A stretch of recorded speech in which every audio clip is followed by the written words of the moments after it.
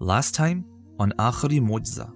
وہ تو انبیاء تھے، وہ تو شہداء تھے، وہ تو صدیقین تھے، وہ تو صالحین تھے، ہم تو وہ نہیں ہیں. یہاں کہا ان کا راستہ بتائیں جن کے لیے آپ نے آسانیاں کی. اب اس طرح سے کہا تو کیا بات سامنے آ گئی؟ میرے لیے بھی آسانی کر سکتا ہے، ان کے لیے کی تو میرے لیے بھی کر سکتے ہیں. ایسا راستہ بتائیں کہ جب میں اس راستے پر چلوں، ایک دو قدم چلوں تو آگے آسانی کہاں سے آئے گی؟ اللہ کی طرف سے. ان کا مطلب کیا تھا؟ پہلے کوشش پھر مدد. یہاں پہلے کہا راستہ بتا دے، راستے پہ چلوں تو آسانی کہاں سے آئے گی؟ اللہ سے آئے گی. وہی بات دوبارہ کہی جا رہی ہے، صراط الذین انعمت علیہم.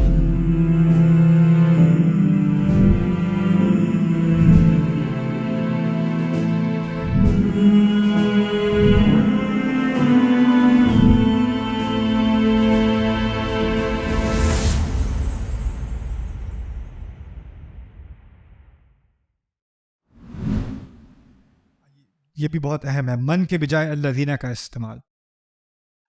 بس کسی کا راستہ دکھا دیں. من ہوتا ہے کوئی بھی، الذین ہوتا ہے خاص وہ لوگ. یعنی اللہ تعالیٰ نے بہت خواص الخواص کا ذکر قرآن میں کیا ہے. کئی لاکھوں انبیاء تھے، ان میں سے بہت کم انبیاء کا ذکر کیا ہے. اور ان انبیاء کی کئی لمبی زندگیاں تھیں، جیسے 950 سال نوح علیہ السلام کے، لیکن ان کی زندگی کے کچھ لمحات کو لے کر قرآن نے اپنے اندر درج کیا ہے. ابراہیم علیہ السلام کی 125 سال سے زیادہ عمر تھی، لیکن ان کی زندگی کے کچھ منٹ قرآن میں ڈالے گئے ہیں. کچھ منٹ، پوری زندگی نہیں. دیکھیں، اگر میں ایک دن کی ریکارڈنگ، جو لیکچرز ہو رہے ہیں ایک دن کی ریکارڈنگ، اس کا اگر آپ ٹرانسکرپٹ بنائیں نا تو 60 70 80 100 صفحے بن جائیں. پتہ ہے نا آپ کو؟ تو آپ اندازہ کرو، ایک دن کی اگر احادیث ابراہیم علیہ السلام کی 24 گھنٹے کی کیا باتیں کی، کس سے بات کی، کیا ہدایت کی، تو قرآن کے بقرہ سے بڑے آپ کو ٹرانسکرپٹ مل جائے ایک دن کا. 150 سال ان کی زندگی، اور اس میں سے کچھ واقعات اللہ تعالیٰ نے چنے، کچھ خاص لوگ چنے، اور ان خاص لوگوں کی کچھ خاص لمحات چنے جس کی ہدایت اللہ تعالیٰ نے اس کتاب میں ڈالی. تو جب ہم الذین کا لفظ استعمال کرتے ہیں نا، تو یہ خواص الخواص، یعنی خاص سے بھی خاص. ان کو آپ کسی اور سے کمپیئر نہیں کر سکتے. جن لوگوں کو اللہ نے خود چنا اپنے کلام میں ڈالنے کے لیے، ان کا ایک الگ مقام ہے، اور باقی سب الگ مقام ہے. یہ اہم کیوں ہے؟ کیونکہ مذہبی سائیکالوجی میں، مذہبی نفسیات میں کہانیوں کی بہت اہمیت ہوتی ہے. آپ کو پتہ ہے نا؟ اور جس نے بھی کوئی دین سکھانا ہو، وہ کیا سکھا رہا ہوتا ہے؟ زیادہ سے زیادہ کہانی. بائبل کی اکثریت کیا ہے؟ کہانی ہے. لیکن ہوتا کیا ہے؟ کچھ کہانیاں ہم بتاتے ہیں لوگوں کو انسپائر کرنے کے لیے، اور کچھ کہانیاں اللہ بتاتا ہے انسانیت کو ہدایت دینے کے لیے. لیکن ہمارے دماغ میں آتا ہے کہانی لوگوں کو بڑی اچھی لگتی ہے، تو ہم ساری کہانیوں کو ایک ہی درجے میں بس کہانیاں بنا کے بتا دیتے ہیں. تو ہوتا کیا ہے کہ عام سننے والے کے ذہن میں جس قصے کو اللہ نے چنا، اور جس قصے کو کسی خطیب نے چنا، یا جس واقعے کو اس نے اہم سمجھا، اس کی کوئی تمیز نہیں رہتی. یہ سب قصے ہی قصے ہیں. فلانے کا قصہ ایک ہی درجے کا ہے. ایک ہی درجے کا کیسے ہو سکتا ہے؟ کسی مورخ نے کوئی چیز ریکارڈ کی اور اللہ نے کوئی چیز ریکارڈ کی، کبھی آپ اس کو کمپیئر کر سکتے ہو؟ نہیں. لیکن ہمارے نیریٹو میں جب آپ دین کے بارے میں بات کرتے ہیں، جب آپ دین کے بارے میں سیکھتے ہیں، بچپن سے آپ دین کے بارے میں سنتے آ رہے ہو، آپ نے کئی واقعات سنے ہیں، اور اس میں سے بہت سارے واقعات قرآن سے ہیں، اور بہت سارے واقعات قرآن سے نہیں ہیں. لیکن جب وہ بتائے جاتے ہیں تو آپ کو لگتا ہے کہ یہ بس ایک ہی درجے کی بات ہو رہی ہے. سمجھ رہے بات؟ تو جو الذین میں اس بات کی طرف اشارہ کیا جا رہا ہے، جو قرآن میں بات مذکور ہے نا، اس کا ایک خاص مقام ہے. یہ کوئی ایسے ہی کوئی شخصیات نہیں ہے، یہ ایسے ہی کوئی لوگ نہیں ہیں. صراط من انعمت علیہم، نہیں، صراط الذین انعمت علیہم. اچھا، آگے یہ بھی ابھی ہم نے مانگا کیا تھا اللہ تعالیٰ سے اس سے پہلے؟ اہدنا، رائٹ، ہدایت دیں. تو توقع یہ تھی ہمیں سیدھا راستہ دکھائیں، اس کی ہدایت دیں. ان کا راستہ جن کو آپ پہلے بھی ہدایت دے چکے. ہدایت ہی تو مانگی تھی، تو ہدایت یافتہ لوگوں کے بارے میں بات کرنی چاہیے تھی. لیکن ہدایت کے لفظ استعمال کرنے کے بجائے کیا لفظ استعمال کیا؟ انعام. یعنی ایک تبدیلی لائی گئی ہے کلام کے اندر. اس کو بھی نوٹ کرنے کی ضرورت ہے. صراط الذین ہدیتہم کے بجائے صراط الذین انعمت علیہم. اس سے کیا فرق پڑتا ہے؟ فرق یہ پڑتا ہے کہ ہدایت جو ہے یہ اللہ تعالیٰ نے تو ہم نے تو مانگ لی، لیکن اب ہمیں پتہ چلا کہ اصل ہدایت صرف وہی فالو کر سکتا ہے جس کو آخر میں اللہ تعالیٰ کی طرف سے مدد آئے، اللہ تعالیٰ کی طرف سے آسانی آئے. صرف ہدایت مل جانا کافی نہیں ہے، اللہ تعالیٰ کی طرف سے آسانی بھی آنی ضروری ہے. یہ تحفہ بہت لازمی ہے ہم سب کے لیے. اوکے یہ ہو چکا. Okay now I get to the fun part. ظاہر کرنے کی جگہ پر خفی رکھنا. کہتے ہیں عربی میں کہتے ہیں الاضمار فی مقام الاظہار. کسی کا نام نہیں لیا گیا. جن لوگوں پر انعام کیا، جن لوگوں پر انعام کیا. بتایا ہے کون لوگ ہیں یہ؟ نہیں بتایا نا. یعنی یہ مقام ایسا تھا کہ شاید بتانے کا مقام تھا لیکن جان بوجھ کر چھپایا گیا ہے. ظاہر کرنے کا مقام تھا لیکن خفی رکھا گیا. بات سمجھ میں آئی؟ خفی رکھنے سے کیا ہوتا ہے؟ اگر میں آپ کو نہ بتاؤں ذہن میں کیا سوال آتا ہے؟ یہ لوگ کون ہیں؟ کون لوگ ہیں یہ سوال ذہن میں لانا ضروری تھا، کیونکہ جب یہ سوال ذہن میں آئے گا تو انسان اس کی تلاش میں نکلے گا. جب اس کی تلاش میں نکلے گا تو اس کو ہدایت ملے گی.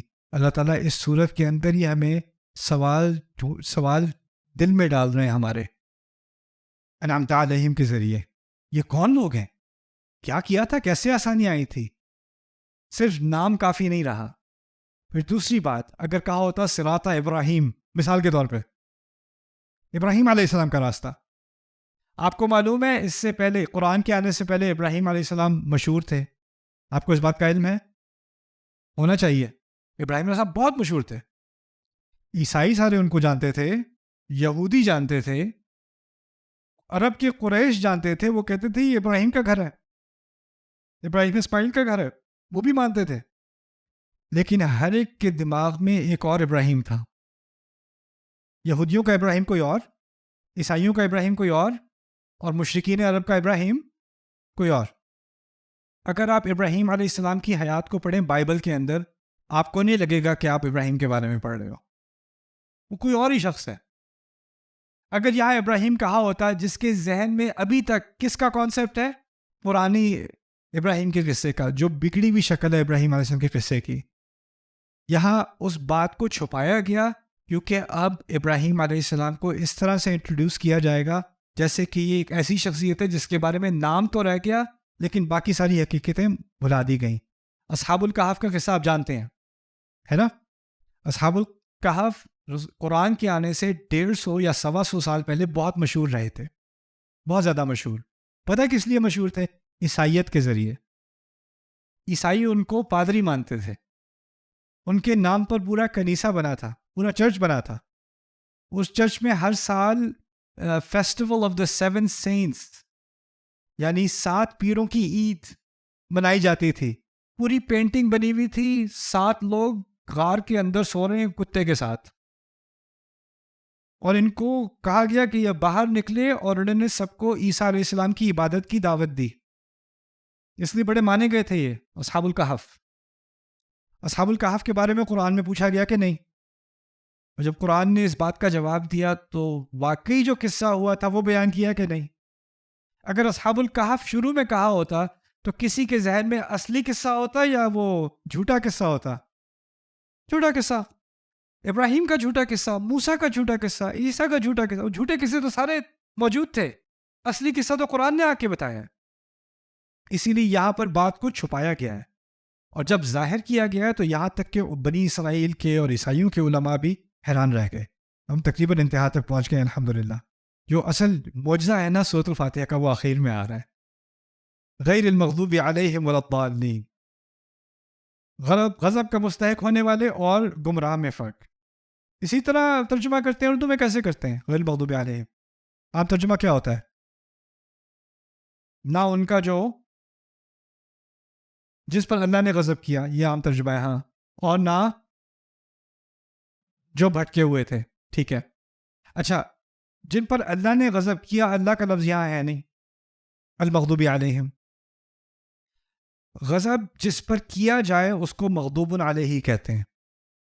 مغضوب علیہ جس پر غضب کیا جائے. بال کہتے ہیں جو راستے سے گم جائے, بال. اگر میں یہاں آ رہا تھا, میری فون کی بیٹری ڈیڈ ہو گئی, جی پی ایس خراب ہو گیا, اور میں ادھر سے ادھر گھوم رہا ہوں, میں کیا ہوں؟ بال. بال. اچھا, مغضوب علیہ ہے جس پر غصہ کیا جائے, پہلے اس کو سمجھ لیں. اگر میں کہوں اس لڑکے کو اسکول میں مارا گیا, اوکے, یا اس لڑکے کے ساتھ زیادتی کی گئی, اس کو مارا گیا ریسس میں اور مارا گیا ایسے, میں نے کیا واضح کیا کہ ایک نے مارا یا بہت ساروں نے مارا؟ واضح نہیں ہے. میں نے واضح کیا کہ اور بچوں نے مارا یا ٹیچر نے مارا؟ یہ بھی واضح نہیں ہے. اتنا واضح ہے کہ مارا گیا, اور کچھ واضح نہیں ہے. ہو سکتا ہے ایک ہو سکتا ہے بہت سارے ہوں, ہو سکتا ہے ٹیچر ہو سکتا ہے اسٹوڈنٹس ہوں, ممکن ہے نا. مغضوب علیہم میں جن پر غصہ کیا گیا, کیا واضح نہیں ہے؟ کس کا غصہ؟ آپ اندازہ کر سکتے ہیں, اللہ کا غصہ, اہل ایمان کا غصہ, سارے فرشتوں کا غصہ, بلکہ ان کے اپنے فالوورز کا غصہ. قیامت کے دن وہ بھی غصہ کریں گے, جن لوگوں کو انہوں نے گمراہ کیا ان کا غصہ. اگر کوئی ایک غصہ ہوتا تو ذکر کر دیا ہوتا, لیکن غصہ اتنی مختلف سمتوں سے آ رہا ہے کہ لوگوں کے لیے تعبیر کیا کی گئی ہے؟ جن پر غصہ کیا گیا. دوسری بات, یہاں پر اللہ تعالیٰ کا ذکر ہے کہ نہیں؟ کچھ علماء نے اس سے یہ بات بھی اشارہ نکالا ہے کہ اللہ تعالیٰ کو ان پر اتنا غصہ ہے کہ اللہ تعالیٰ نے اپنا ذکر بھی ان کے ساتھ نہیں کیا. غیر الذین غضب اللہ علیہم, نہ غیر المغضوب علیہم. اللہ تعالیٰ نے اپنے غصے میں اپنے آپ کو ان سے دور کر لیا, ذکر بھی نہیں کیا ان کے ساتھ اپنا. لیکن پھر بھی یہ بات واضح نہیں ہوتی کہ جس پر غصہ کیا جائے اور جو بھٹکا ہوا ہو, گمراہ ہو, اس میں فرق کیا ہے؟ میں اب چھوٹی سی مثال سے آپ کو سمجھاتا ہوں. میرے دو جو بیٹے تھے جب چھوٹے تھے, عماد بڑا اور ولید چھوٹا, تو عماد سے میں نے کہا بیٹا یہ کوکیز جو ہے نا یہ نہیں کھانا, میں ذرا جا رہا ہوں 5 منٹ میں واپس آتا ہوں. ولید اوپر تھا, عماد کچن میں تھا. میں نے عماد سے کہا بیٹا تم کوکیز نہیں کھانا, اور ولید بھی نہیں کھائے گا. اچھا میں بھی 5 منٹ میں آتا ہوں. اچھا میں گیا, 5 منٹ واپس آیا, دونوں بیٹھے کھا رہے ہیں. غصہ مجھے کس پہ آئے گا؟ ولید پہ یا عماد پہ؟ کیوں؟ کیونکہ ولید بھٹکا ہوا ہے, لیکن عماد غصے کا مستحق ہے. کیوں؟ کیونکہ عماد کے پاس علم تھا. اگر کسی کو پتا ہو اور پتا ہونے کے باوجود غلط حرکت کرے تو اس پہ کیا آتا ہے؟ غصہ آتا ہے. ایک اسٹوڈنٹ ہے جو اس نے کلاس مس کر دی, ایگزام سے ایک دن پہلے بیمار ہو گیا, کلاس مس کر دی. باقی اسٹوڈنٹ آ گئے کلاس میں, میں نے باقی اسٹوڈنٹ سے کہا دیکھو کل فائنل ایگزام ہے, یہ لوگ کاپی فائنل ایگزام کی, یہ لوگ کاپی سارے جوابوں کی, 100 لینے ہیں کل سب نے. اس کے باوجود 2 لوگ فیل ہو گئے, ایک جو وہاں تھا اور ایک جو بیمار تھا. غصہ کس پہ آئے گا مجھے؟ جو بیمار تھا ہوگا سر مجھے تو پتا بھی نہیں تھا, میں تو بھٹکا ہوا تھا. اور جو تھا وہاں پہ, یار تو میں نے جواب بھی دے دیے, سوال بھی دے دیے, جواب بھی دے دیے, تم کیسے فیل ہو گئے؟ تمہارے پاس کیا بہانہ ہے؟ کیا عذر ہے تمہارے پاس؟ جس کے پاس کوئی عذر ہی نہیں رہا اس پہ کیا ہوگا؟ غصہ. غیر المغضوب علیہم سے ان لوگوں کی بات کی طرف اشارہ کیا جا رہا ہے جن کے پاس علم بھی ہو, وہ جانتے بھی ہوں کیا صحیح ہے کیا غلط ہے, وہ جانتے بھی ہوں سیدھا راستہ کیا ہے, وہ جانتے بھی ہوں کیا کرنا چاہیے کیا نہیں کرنا چاہیے, اور جاننے کے باوجود پھر بھی کرتے رہتے ہیں.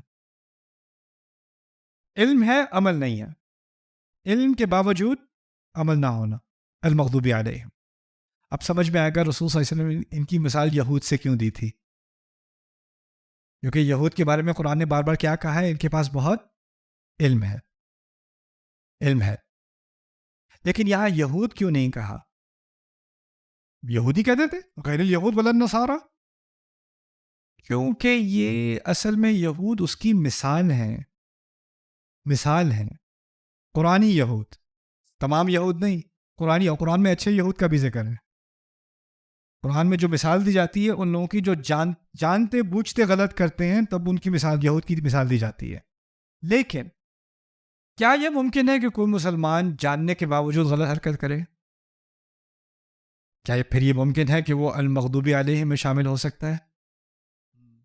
اور اگر یہ واقعی یہود ہوتے تو دعا یہ ہوتی، یا اللہ ہمیں سیدھا راستہ دکھا، ہمیں یہودی نہ بنا دینا. اس کی کوئی تک بنتی ہے؟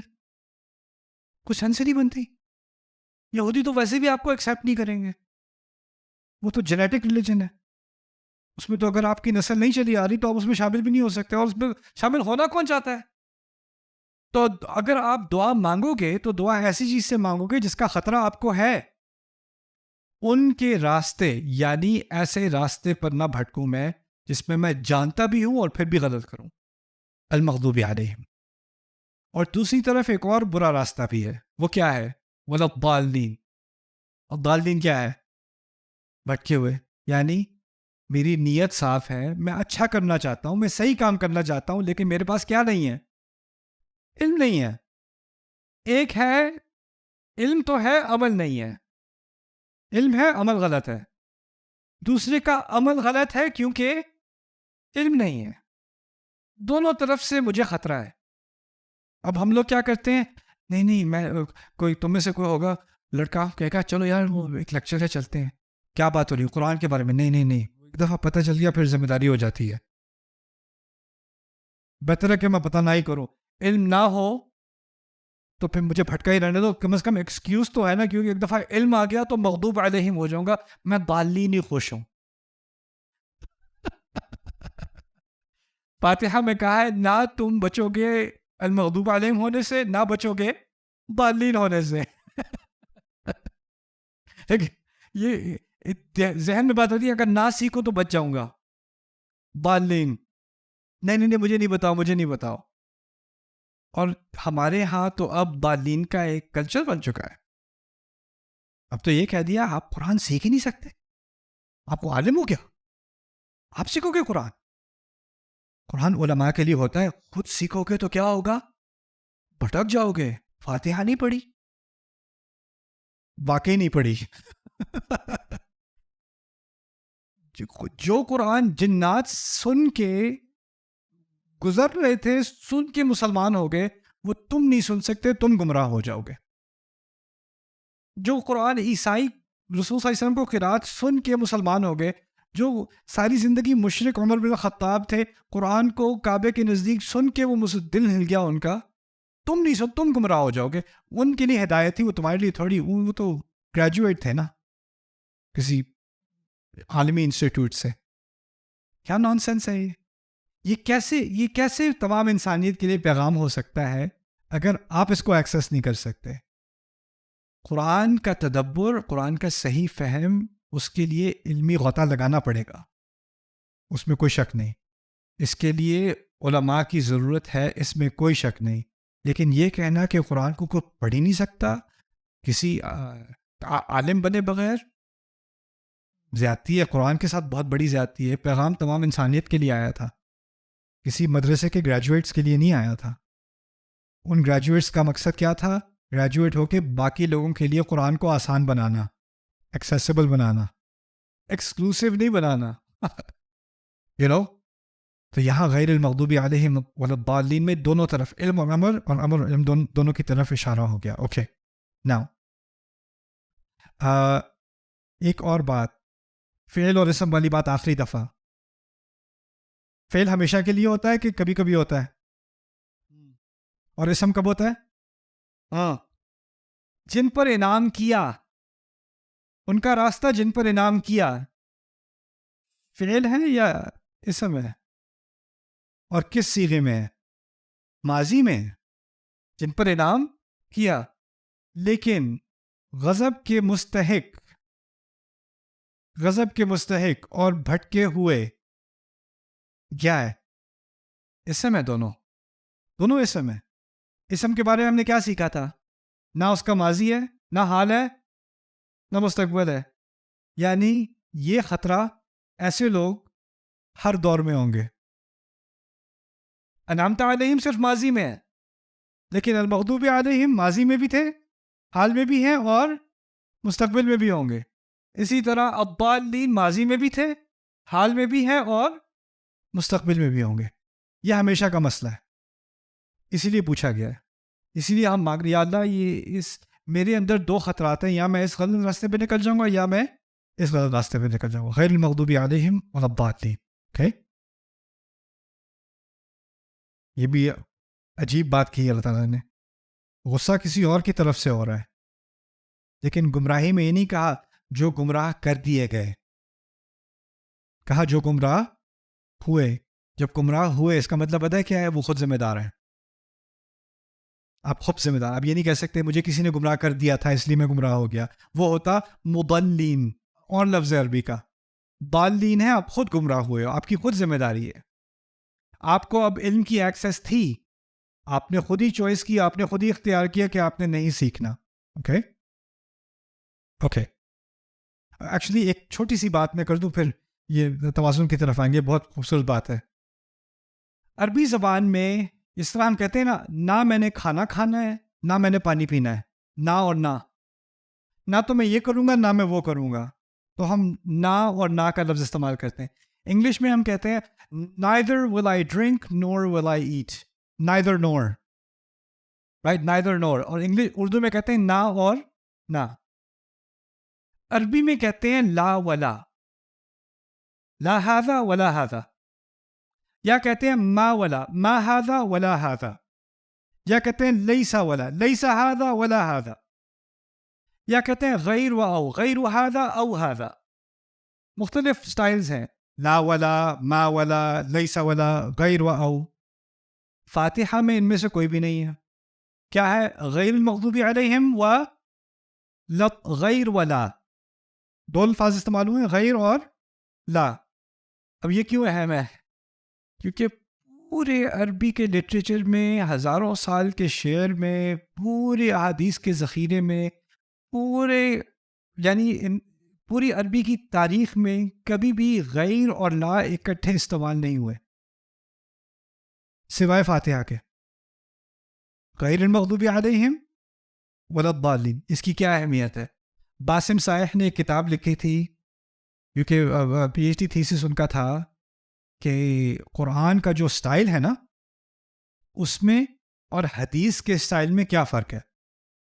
کیونکہ مغربی ذہن کیا کہتا ہے کہ یہ دونوں ایک ہی انسان کے منہ سے نکلنے والے الفاظ ہیں. ان کے ہاں یہ تمیز نہیں ہے کہ ایک اللہ کا کلام ہے اور ایک نبی کا کلام ہے. ان کے ہاں کیا ہے؟ یہ سب محمد کا کلام ہے. وہ تو صلی اللہ علیہ وسلم نہیں کہیں گے نا. یہ تو ایک ہی الفاظ ہیں، ایک ہی انسان کے الفاظ ہیں. اور جب ایک ہی انسان بول رہا ہوتا ہے تو اس کا ایک سپیچ پیٹرن ہوتا ہے. میرے بولنے کا ایک خاص طریقہ ہے، کچھ اسلوب ہے میرا، وہ میں بار بار استعمال کرتا ہوں. آپ کا بھی یہ کچھ اسلوب ہے، اس کو آپ بار بار استعمال کرتے ہو. تو اگر آپ میرے ہزاروں لیکچر سنو تو آپ کو میرے بولنے کا ایک پیٹرن سمجھ میں آ جائے گا. میں ایک طریقے سے، ایک سٹائل سے میں بات کرتا ہوں. وہ ایک دائرہ ہوتا ہے، اس سے باہر انسان کا نکلنا بڑا مشکل ہو جاتا ہے. اس کی میں ایک اور آپ کو مثال دیتا ہوں. فرض کریں آپ کے بچے نے جو ہے وہ شکوہ اور جواب شکوہ یاد کر لی آپ کو بتائے بغیر، اور صبح ناشتے میں بیٹھ کے میں بھی کوئی گن ہوں کہ خاموش رہوں وہ شروع ہو جائے صبح. آپ کو فوراً اندازہ ہو جائے گا کہ میرے بچے کا کلام نہیں ہے. ہوگا کہ نہیں؟ میرے بچے انگلش بولتے ہیں، وہ رات کو ابراہیم لنکن کی سپیچ یاد کر کے صبح وہ ناشتے کی ٹیبل میں بیٹھ کے ابراہیم لنکن کی سپیچ بولنی شروع کر دیں. مجھے پتا ہوگا کہ اس کا کلام نہیں ہے. پتا ہوگا نا، یہ کہیں اور سے تم نے یاد کی ہے تمہاری سپیچ. مجھے تمہارا کلام پتا ہے، تمہاری ووکیبلری مجھے پتا ہے، جس طریقے سے تم بولتے ہو، جس طریقے سے تم جملے کو جوڑتے ہو، اس سب کا مجھے علم ہے. اور یہ تمہارے الفاظ نہیں ہیں. ایسا ہی ہے نا. کبھی کبھی آپ کا کوئی دوست ہوتا ہے، وہ ٹیکسٹ میسج بھیج رہا ہوتا ہے تو اس کا ایک اور دوست، ٹھہرو میں بھیجتا ہوں، اور آپ فوراً کہتے یہ تم نے نہیں لکھا تھا، تم ایسے نہیں لکھتے ہوتے. پتہ چل جاتا ہے کہ نہیں؟ بات یہ تھی کہ جو حدیث میں بات ہو رہی ہے وہ رسول صلی اللہ علیہ وسلم کے بولنے کا ایک طریقہ ہے. اگر ہزاروں لاکھوں حدیث جمع ہے تو اس کا ایک پیٹرن ہے. اور قرآن بھی کس کی زبان سے جاری ہو رہا ہے؟ اسی شخص کی، صلی اللہ علیہ وسلم. تو ایک لنگوسٹک اسٹڈی کی تھی کہ قرآن کی زبان اور حدیث کی زبان میں کیا فرق ہے، کیا واقعی کوئی فرق ہے، اور سپیچ پیٹرنز کیا ہیں. تو اس میں انہوں نے تقریباً 300 مثالیں نکالیں کہ قرآن کی جو اسپیچ پیٹرن ہے وہ حدیث 2 مختلف اسپیکرز ہیں. واضح ویسٹرن اکیڈمک، یہ کوئی اسلامی کتاب نہیں تھی، ویسٹرن اکیڈمک PhD تھی اس طرح کہ جو 2 اسپیکرز ہیں وہ بالکل ایک دوسرے سے الگ الگ ہیں. اور پھر یہ ظاہر کیا کہ جو قرآن کا جو اسپیکر ہے اس کو وہ اللہ تھوڑی کہیں گے، وہ اللہ مانتے نہیں ہیں، اکیڈمک کتاب تھی. قرآن کا جو اسپیکر ہے وہ کسی اور عربی کے سٹائل سے میچ نہیں کرتا. عربی کی کوئی اور مثال نہیں ہے جو جس طریقے سے قرآن بات کر رہا ہے. اور اس کی پہلی مثال کیا ہے؟ غیر و لا. غیر ولا کہیں بھی عربی میں کبھی بھی استعمال نہیں ہوا سوائے قرآن کے. سبحان اللہ.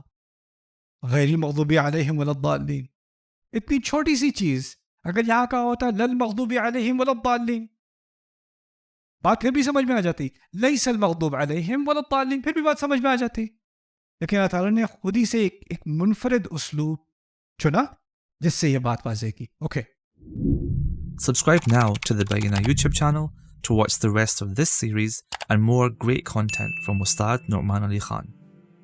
Coming up next time on Aakhari Mu'jiza. مجھے سیمینار کے لیے دیر ہو رہی تھی، میں استری کر رہا تھا اپنے کپڑے، تو مجھے کال کی، دو دوست مجھے کالج لے کے جا رہا تھا. We're getting late for the seminar. I said, let me just finish ironing my pants.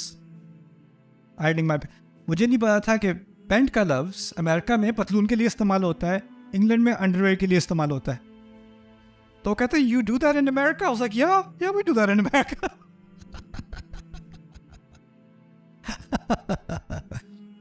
لہجے کی بات میں اس لیے کر رہا ہوں کہ عرب ممالک میں ہر ملک میں بلکہ ہر گاؤں میں اس کا اپنا کیا ہے؟ لہجہ ہے. جیسے اردو زبان یا پنجابی زبان، پنجابی کے بھی مختلف لہجات ہیں.